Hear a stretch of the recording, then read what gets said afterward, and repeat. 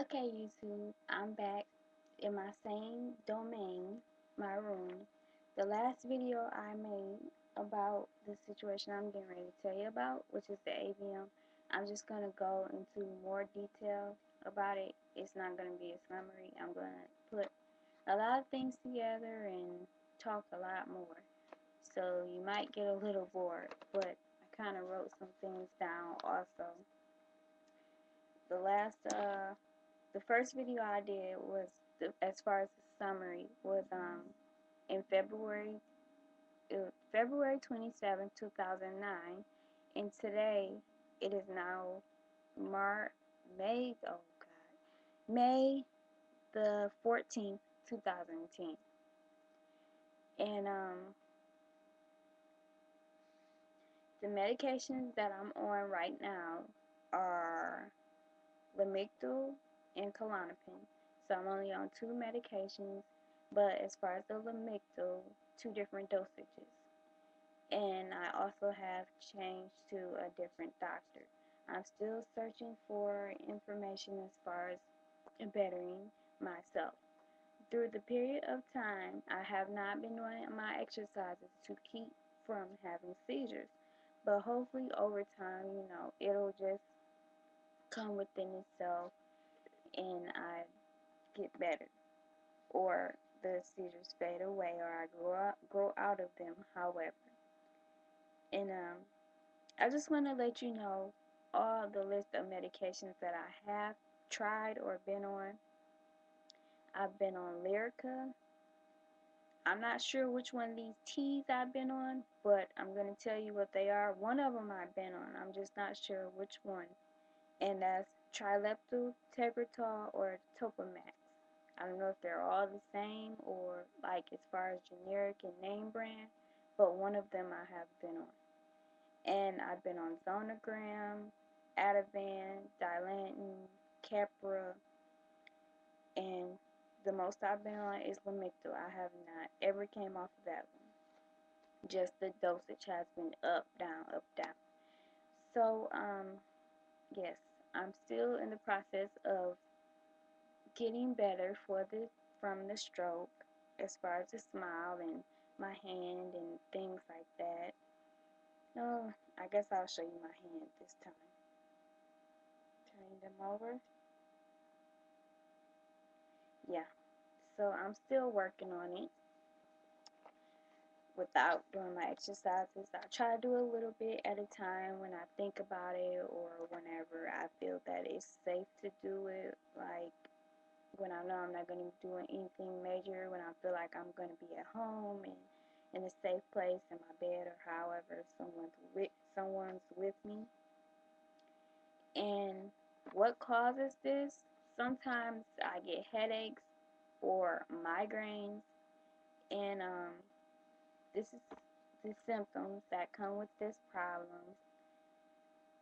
Paralysis is one of them, which I had because I had the stroke. I have full side left paralysis, memory loss.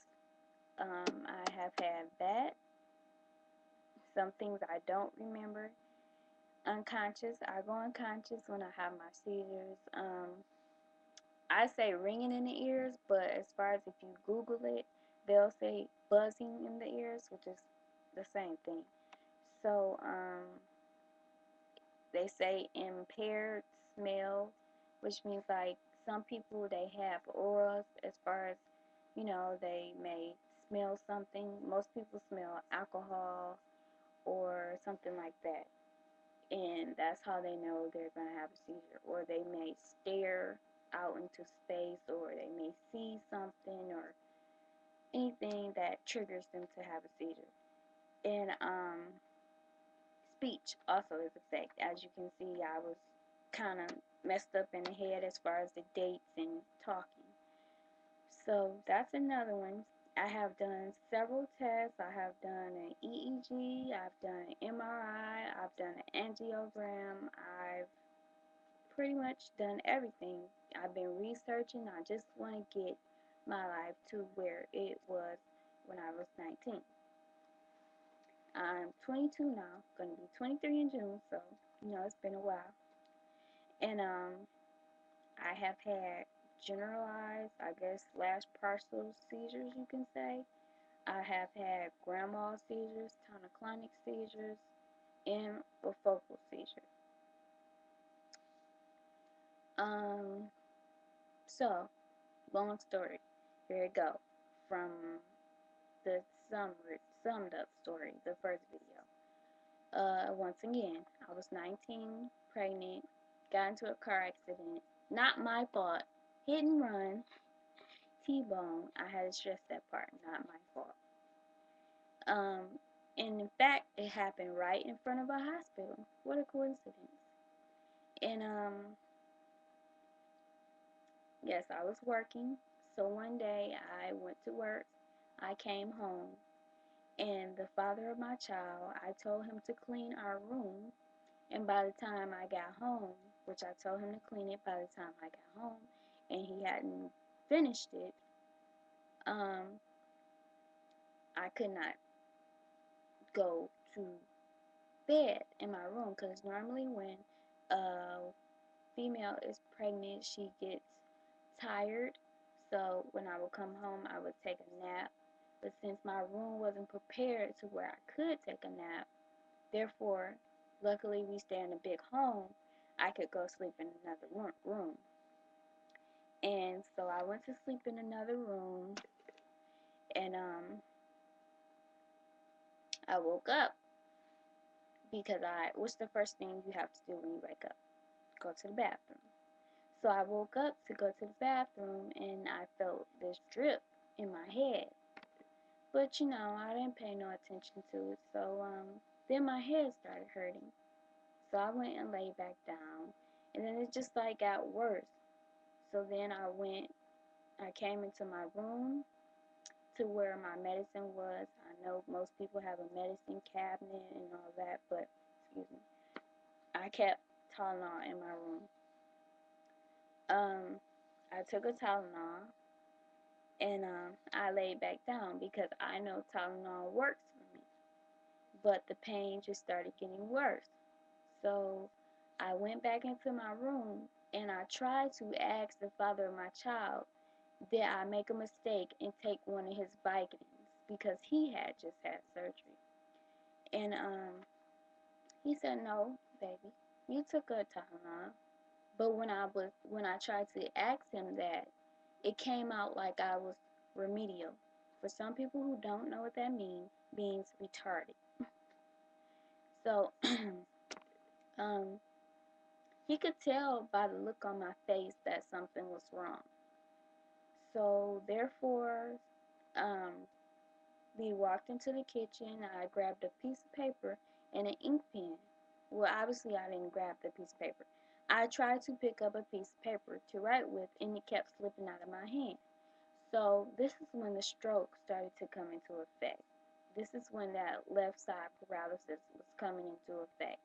And I'm thinking to myself, like, okay, I know how to pick up a piece of paper. So I just held the piece of paper with my arm and wrote with the hand that I write with, which I'm right-handed. Doesn't matter, who cares? And we didn't have a vehicle at the home, and no one could drive. So therefore we had to call someone to take me to the hospital. They took me to the hospital, and the hospital basically kind of refused me. They told me that they could not see me for a headache. But thank God that someone stressed the fact to them that this is not a normal headache. And so they took me back, and they did a CAT scan, and that's when they saw the bleed in my head. Oh, hold on. Let me back that up. Sorry. They, put you in an emergency bed, and my eyes just started watering like I was crying, and I couldn't stop. So when the doctor came in, he said, "Are your eyes tearing?" I said, "Yes." And I just tried to stop it, and it just wouldn't stop. So that's when they did the CAT scan, and there they saw the bleed in my head. So they airlifted me to a major hospital, which I'm back in the emergency, and all these doctors are asking me questions that I don't want to answer. I just